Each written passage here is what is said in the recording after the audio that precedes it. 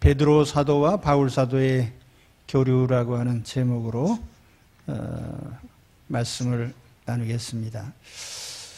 본문은 사도 바울이 예루살렘을 방문하여 베드로 사도를 만났다고 하는 공식적인 기록입니다.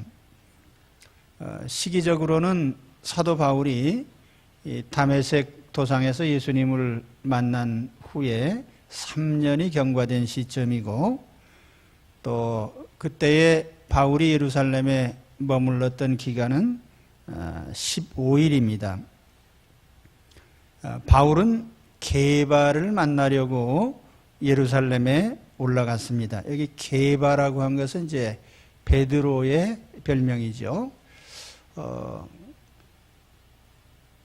본문에는 방문이라 이렇게 표현했는데, 종전의 개역 한글판에 보면 신방이라 이런 말로 번역을 했어요. 헬라어로는 히스토레오라는 말인데, 어떤 정보를 얻기 위해서 방문하는 것을 의미합니다. 요즘 신방이라는 용어를 쓰잖아요. 한문 글자로 하면 찾을 심자, 찾을 방자 해서 찾아본다는 뜻인데, 영어로 하면 이 pastoral visitation이라고 합니다. 목회적 방문. 바울 사도와 베드로 사도가 만난 것은 기독교 역사에서 매우 의미 있는 사건입니다. 왜냐하면 베드로 사도와 바울 사도는 예수님을 믿게 된 경로가 완전히 다르고, 또 사도로 부름받은 과정도 서로 완전히 다르기 때문에 이 두 사람이 과연 동일한 복음을 가지고 있는지, 또 이 두 사람이 받은 사도직이 과연 동일한 권위가 있는 것인지에 대하여 상당히 의미가 있기 때문입니다. 바울이 예루살렘에 올라가서 만난 사람 두 사람이에요. 첫째는 베드로 사도이고, 또 두 번째는 예수님의 아우이신 야고보입니다. 이 두 사람을 만난 것이 바울에게는 어떤 의미가 있을까?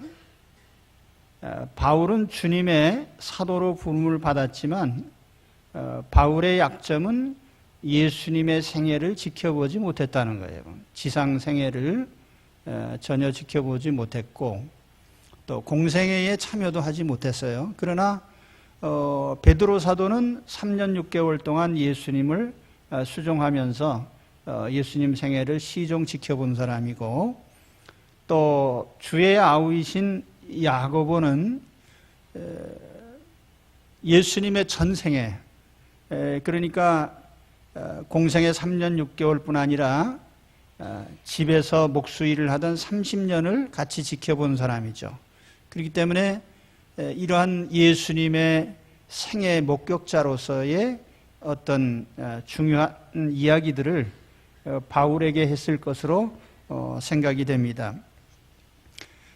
그래서 바울로서는 그 예수님의 생애에 대한 이야기를 자세히 듣는 것, 예를 들면 베드로 사도에게는 그가 어떻게 사도로 부름을 받았고, 그 예수님이 3년 반 동안 어떤 기적들을 일으키셨고, 또 그런 과정 중에 베드로 사도 자신이 어떻게 예수님을 믿는 신자가 되었는지에 대해서 이야기를 했을 것입니다. 또 주의 아우이신 야고보, 야고보도 이제 사도 야고보와 구별이 됩니다. 그 야고보라는 이름이 몇 명 있기 때문에. 그런데 주의 아우 야고보는 예수님의 사생활을 지켜본 사람이에요.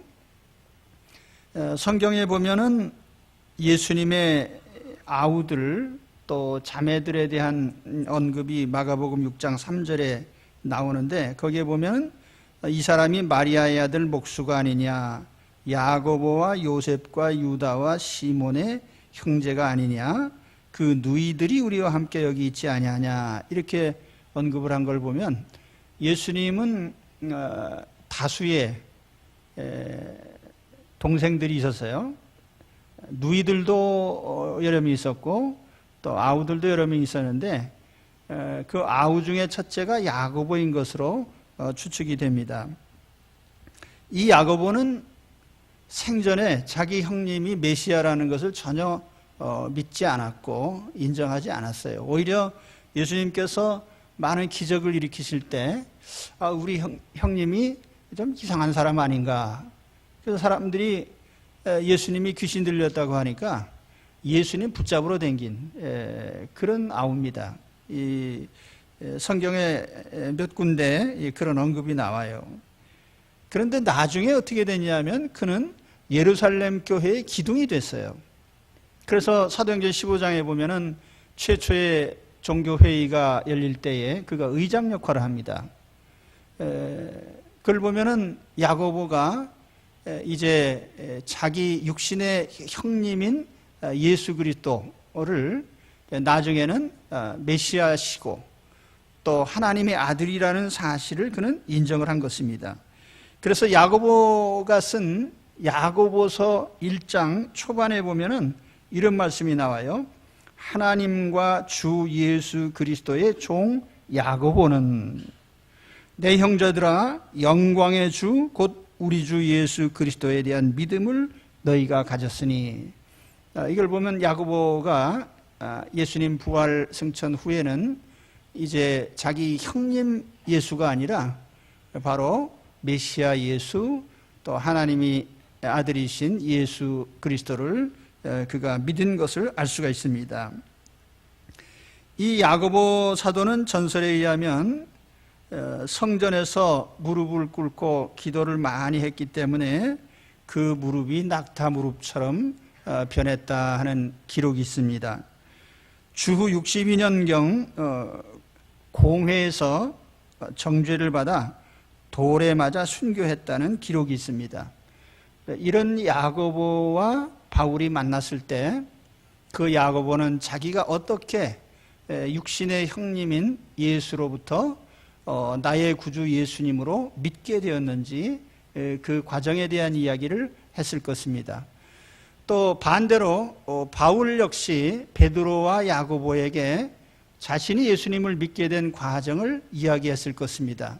그가 어떻게 예수 믿는 사람들을 박해했었고 또 그런 자신에게 주님이 어떻게 나타나시고 자기가 어떻게 예수를 믿게 되었는지 그 이야기를 했을 것입니다. 그래서 이 바울 사도와 베드로 사도 그리고 야고보와의 만남은 이와 같이 자신들이 가진 신앙과 또 자신이 주님께 받은 사도직에 대해서 서로 심도 있는 이야기를 나눴을 것으로 생각이 됩니다.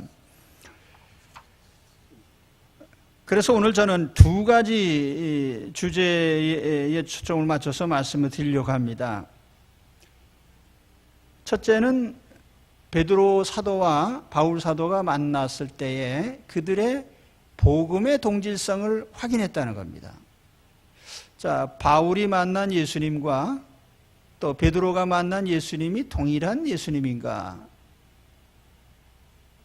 베드로 사도가 받은 구원과 바울 사도가 받은 구원이 동일한 내용의 구원인가?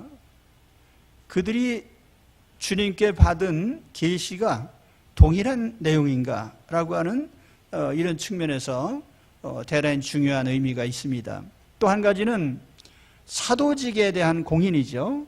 베드로 사도는 12사도의 대표자고 예루살렘에 있는 사도들의 대표자입니다. 또 바울 사도는 다른 경로를 통해서 주님의 부름을 받았습니다. 그런데 두 사람의 사도직이 동등한 것인가? 또 그 사도직의 권위가 동일한 것인가 하는 이런 측면에서 중요한 의미가 있습니다. 그래서 여기에 초점을 맞춰서 오늘 말씀을 드리려고 합니다. 첫째는 복음의 동질성을 확인했다는 점이죠. 아마 베드로 사도와 바울 사도가 처음으로 만나서 자신들이 예수님을 어떻게 만났고 믿게 된 것을 얘기했을 때 두 사람은 깜짝 놀랐을 겁니다. 왜냐하면 두 사람이 전혀 다른 경로로 예수님을 믿게 됐지만 내용은 동일한 거예요. 아시는 대로 베드로 사도는 예수님의 공생애에 처음부터 참여했습니다. 예수님이 요단강에서 세례를 받으시고 40일간 금식하시고 마귀에게 시험당하신 후에 이제 사역을 시작했는데, 그때에 처음으로 부름받은 제자가 바로 베드로 사도, 갈릴리에서 물고기 잡던 어부들이죠. 베드로 사도는 3년 6개월 동안 예수님과 동고동락하면서 예수님의 각종 기적을 다 체험을 했습니다. 그리고 예수님의 가르침을 친히 자기 귀로 다 듣고 마음에 간직을 했죠. 또 예수님의 십자가 죽음을 다 목격했고 부활을 목격한 사람이에요. 그가 오순절날 성령 강림을 체험하고 또 그 이후에 성령에 충만하여 나가서 복음을 전했던 그런 사도입니다. 그래서 이 베드로 사도는 가장 먼저 신앙 고백을 한 사람이죠. 예수님에 대한 신앙 고백, 성경에 나오는 신앙 고백 중에 최초의 신앙 고백자가 베드로 사도입니다. 뭐죠? 주는 그리스도시요 살아계신 하나님의 아들이십니다 라는 이 고백을 베드로가 처음으로 했고, 바로 이 신앙 고백 위에 주께서 교회를 세우겠다는 말씀하셨어요. 그렇기 때문에 베드로 사도는 최초의 신앙 고백자라고 말할 수 있습니다. 그리고 베드로 사도는 예수님의 십자가 대속의 가치를 분명하게 그의 성경에 기록하고 있는데요. 베드로 전서 1장 18절에 보면 너희가 알거니와 너희 조상이 물려준 헛된 행실에서 대속함을 받은 것은 은이나 금같이 없어질 것으로 된 것이 아니요 오직 흠없고 점없는 어린 양 같은 그리스도의 보배로운 피로 된 것이니라. 다시 말하면 우리가 지옥에 갈 죄를 용서받게 된 것은 예수님의 피로 말미암아 우리가 속죄받은 결과다라고 하는 것을 분명히 밝히고 있죠. 바울 사도는 베드로 사도와는 전혀 다른 경로로 예수님을 믿게 됐습니다. 하지만 그는 똑같은 신앙 고백을 합니다. 예수님의 십자가 보혈로 구원받는다는 점에 있어서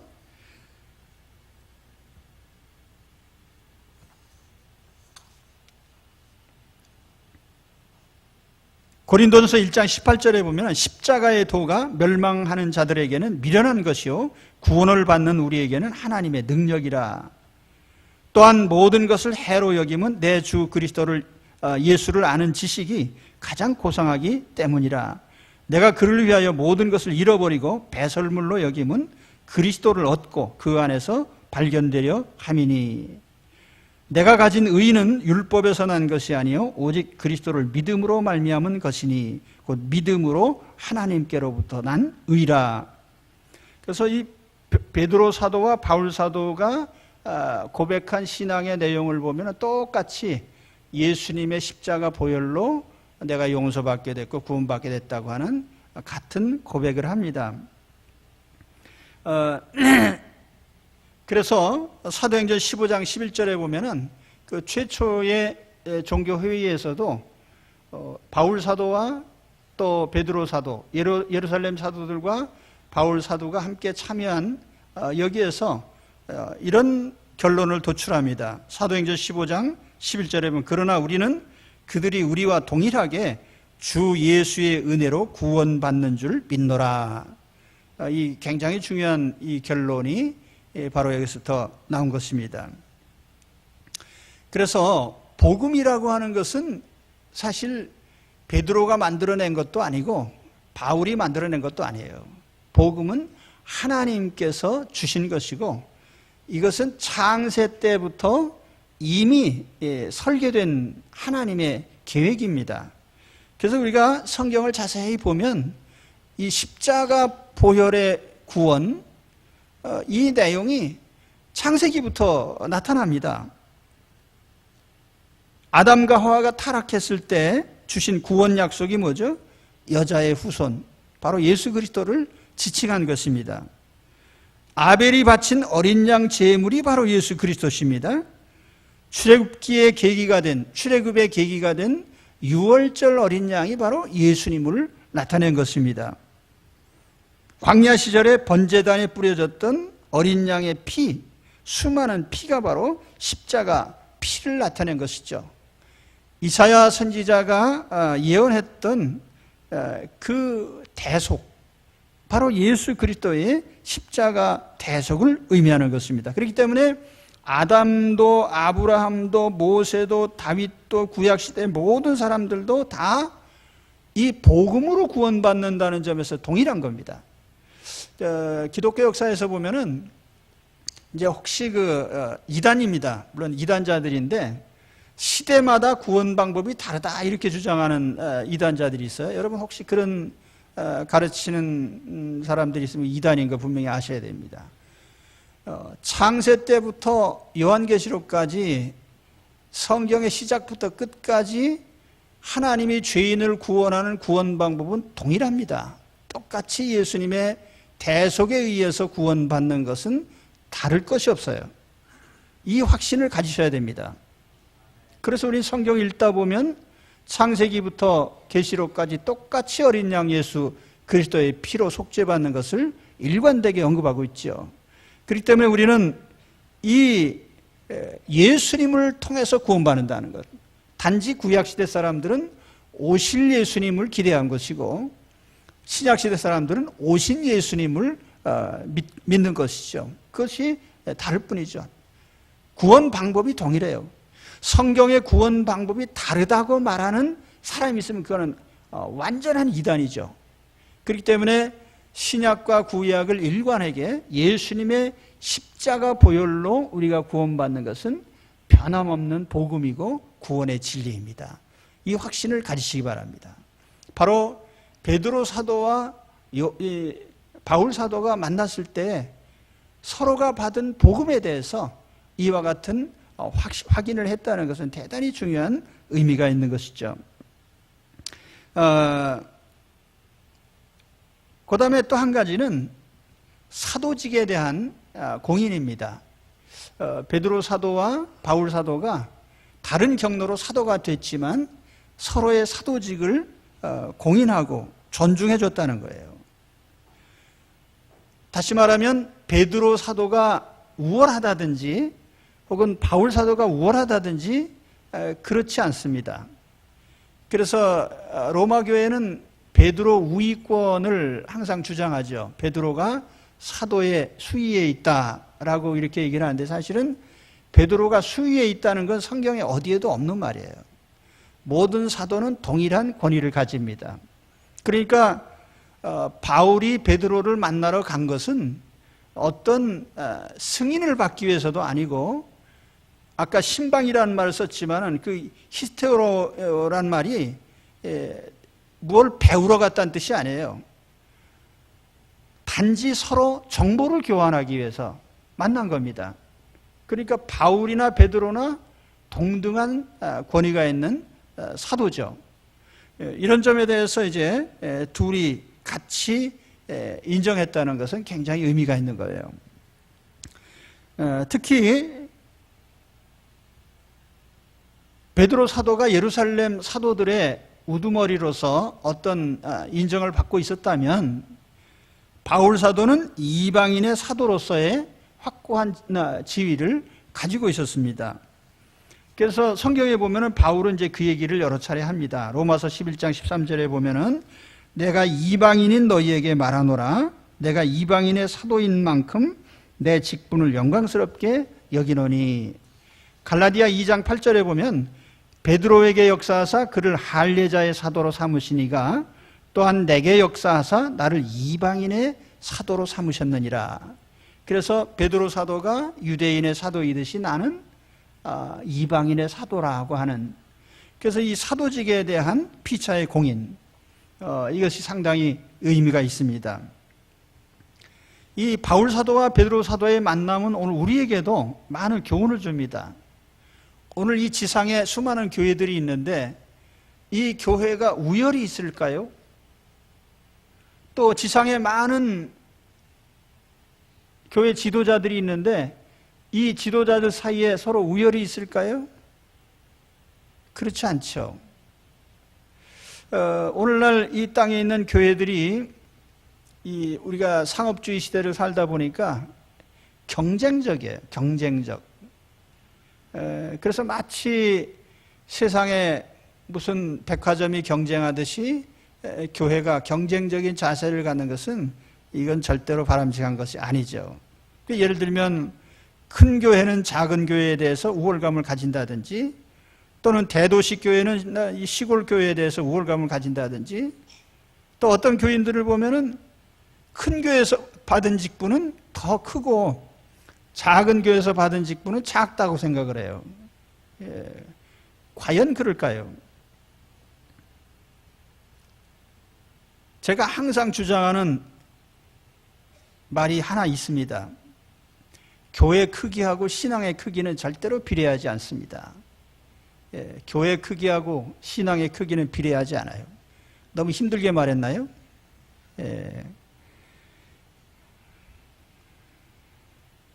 어떤 면에서 보면은 그 연약한 교회를 지키려고 애쓰면서 헌신하고 있는 이런 분들이 100배, 1000배 더 훌륭하죠. 그렇죠? 어떤 면에서 보면은 대도시에서 좋은 교회를 찾아서 헤매는 사람들보다 그 교회가 연약함에도 불구하고 교회를 지키려고 애쓰는 분들이 얼마나 훌륭한 분들이에요. 그렇지 않습니까? 예. 아닌 것 같기도 하고, 예. 그렇습니다. 어떤 교파에서 혹은 어떤 교회에서 직분을 받았든지 다 주님이 주신 것이기 때문에 매우 소중합니다. 그래서 우리는 이런 기본적인 자세를 갖고 있어야 돼요. 모든 직분은 다 주님이 임명한 것이고 동등한 권위를 가지고 있다. 할렐루야.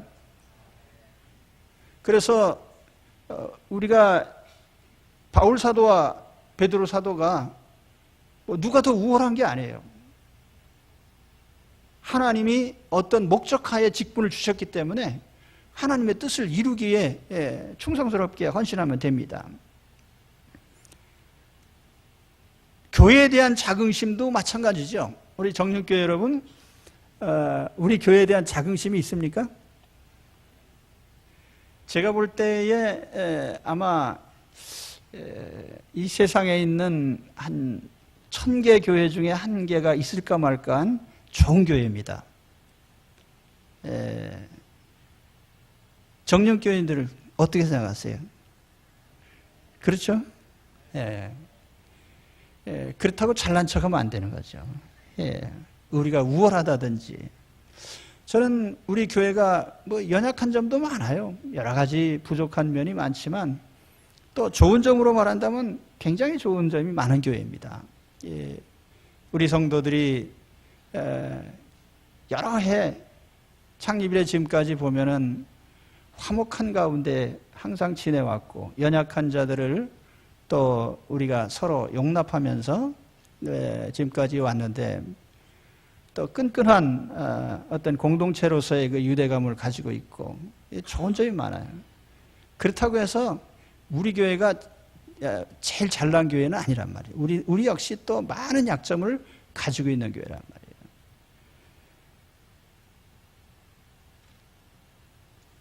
그래서 오늘 우리는 하나님이 임명해 주신 직분, 그것이 뭐 목사의 직분이 됐든 장로의 직분이 됐든 권사가 됐든 집사가 됐든 어떤 직분이든 마찬가지예요.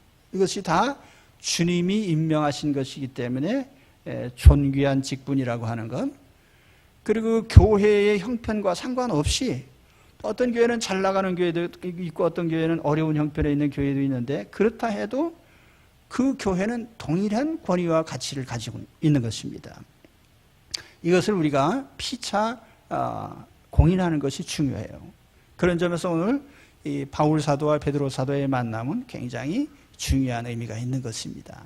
그 다음에 마지막으로 한 말씀 더 드릴 것은, 바울이 바로 이 만남이 있은 후에 거의 한 7년 이상, 그러니까 10여 년 가까이 사실 바울은 고향인 다소에 가서 은둔의 기간을 보냅니다. 자, 우리가 예수 믿고 나서 바울이 예수 믿은 게 얼마나 대단한 사건이에요. 그렇다고 하면 뭐 우리가 생각하기에 금방 뛰어나가서 뭐 내가 이렇게 예수 믿게 됐습니다 하면서 간증도 하고 여러 가지 역사도 할 수 있는데, 그러나 상당 기간 바울은 고향에 가서 있었어요. 또 그 배경에도 보면은 바울이 예수 믿은 직후에 믿는 사람들에게 뿐만 아니라 안 믿는 사람에게도 안팎으로 여러 가지 환영을 받지 못했던 것 같습니다. 그러니까 예를 들면 믿는 사람들에게 저 바울이 예수 믿는 사람 잡아 죽이려 댕긴 사람인데 저 사람이 예수 믿는 게 진짜 믿는 건가? 저 사람 마음이 진짜 변했을까? 저 사람이 진짜 예수님을 중심에 영접한 사람인가? 그래서 사도행전 9장에 보면은요, 바울 사도를 예루살렘 교회에 가서 소개를 했더니 사도들이 반신반의란 거예요. 의심을 하는 거죠. 저 바울이란 저 사람이 예수 믿는 사람 잡아 죽이던 사람인데 저 진짜 믿는 걸까? 아니면 가짜로 믿는 척 하는 건가? 확신이 안 섰던 거예요. 또 안 믿는 사람들에게는 또 반대편 입장에서 저 배신자, 유대교도들 입장에서 보면 바울이 얼마나 큰 배신자예요. 유대교를 그렇게 옹호하던 사람이 갑자기 돌변해가지고 예수님을 전하는 사람이 됐으니까 저 사람이 언제부터 예수 믿었기에 저런 열렬한 전도자가 됐나 해서 또 안 믿는 사람들로부터도 배척을 받는 거예요. 자, 오늘 우리에게도 마찬가지입니다. 오늘 우리가 내가 예수님 믿고 예수님 영접하고 변화됐다고 해서 사람들이 나를 환영하고 영웅시하고 그러지 않습니다. 오히려 양쪽에서 배척받을 수 있어요. 또 믿는 사람들에게도 저 사람이 진짜 믿은 걸까 하고 의심살 수 있고, 또 안 믿는 사람에게도 저 사람이 뭐 언제부터 또 저 신자라고 저러고 있나, 평생 무신론자로 살다가 또 갑자기 또 마음이 약해졌나, 왜 또 하나님 믿는다고 하나, 그죠? 그래서 가족들도 환영 안 하고, 친척들도 환영 안 하고, 회사 동료들도 환영을 안 하고, 동호회에 가도 환영 안 하고, 문중에 가도 환영을 안 하고. 그러니까 어떻게 됩니까? 이제 할 수 없이 바울이 이제 다소로 돌아가서 이제 고향에 은둔하게 되는데, 이것은 하나님 섭리라고 생각해요. 어떤 면에서 보면은 믿은 다음에 미천도 없이 그냥 나서서 일하는 것보다 바울 사도처럼 장시간의 이런 사색과 또 묵상을 통해서 신앙에 대한 것을 돌이켜보고, 아마 바울처럼 깊은 신앙과 사상을 가진, 그래서 그 13권의 편지의 내용에 담겨 있는 내용들을 보면은 삼위일체 하나님에 대해서나 인간에 대해서나 구원에 대해서나 교회에 대해서나 어떤 종말에 대해서나 그는 아주 깊은 지식을 갖고 있었던 것입니다. 그것은 바로 그가 이러한 기간을 통해서 깊이 있는 사색과 신앙 훈련의 계기가 됐다는 겁니다.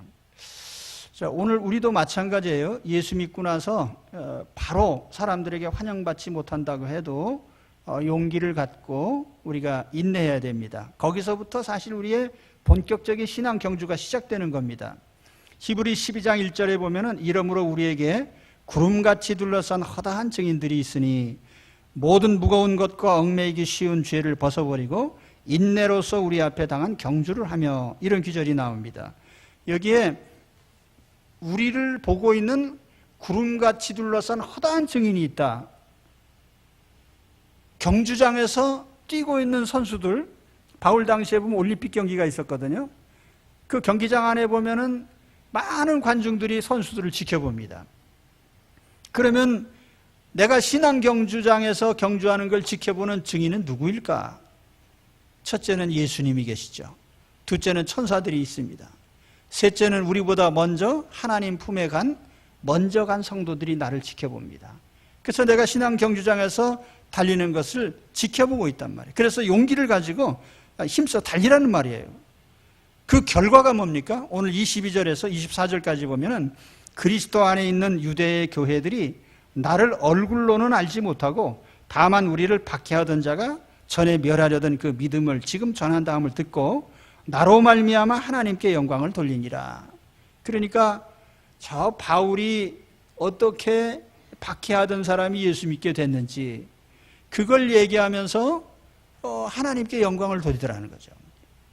자, 오늘 내가 예수 믿고 그리스도인이 된 것이 나를 지켜보는 사람들에게 혹시 기왕에 믿는 신자들이라면 내가 믿는 걸 보면서 저 사람이 예수 믿게 된 걸 보니까 하나님은 살아계시다.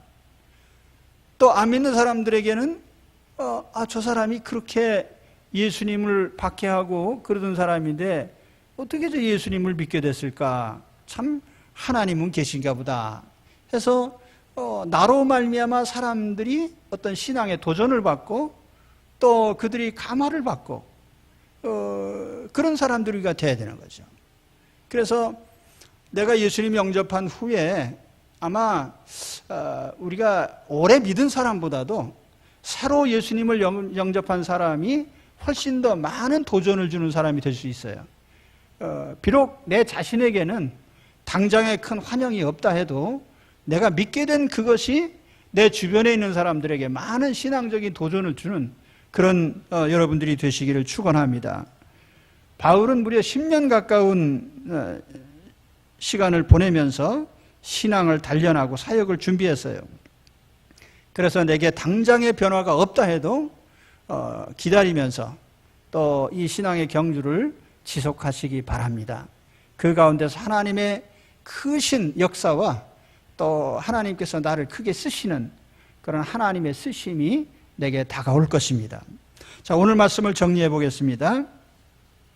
사도 바울은 예수님을 영접하고 사도로 부름받은 지 3년 후에 예루살렘에 올라가서 베드로 사도와 예수님의 아우인 야고보를 만났습니다. 그들의 만남은 아주 소중한 결과를 가져왔습니다. 첫째는 복음의 동질성을 확인한 것입니다. 바울 사도가 믿는 믿음이나 또 베드로 사도가 믿는 믿음은 동일한 믿음이고 동일하게 예수님의 십자가를 통한 구원을 얻었다는 점에서 같은 복음을 확인한 것입니다. 두 번째는 피차 사도직의 공인입니다. 베드로가 사도로 부름받은 것, 또 바울 사도가 부름받은 것이 경로는 다르지만 그런 동일한 권위를 가진 직분이라는 사실을 서로 확인한 것입니다. 그 다음에 마지막은 바울의 은둔식입니다. 바울은 예수님이 영접하고 나서 양쪽에서 다 배척을 받았습니다. 사람들의 신임을 받진 못했죠. 그렇다 해도 그 시기가 바울에게는 개인적으로 굉장히 깊이 있는 신앙을 가진 계기가 됐고 또 하나님은 그런 바울을 부르셔서 더 큰 위대한 사역을 하도록 하셨습니다. 그렇기 때문에 오늘 우리도 당장의 어떤 결과나 또는 사람들의 칭찬이 없다 해도 우리가 믿음의 경주를 잘 달리면 하나님께서 우리를 통해서 큰 역사를 이루실 줄로 믿습니다. 기도하겠습니다.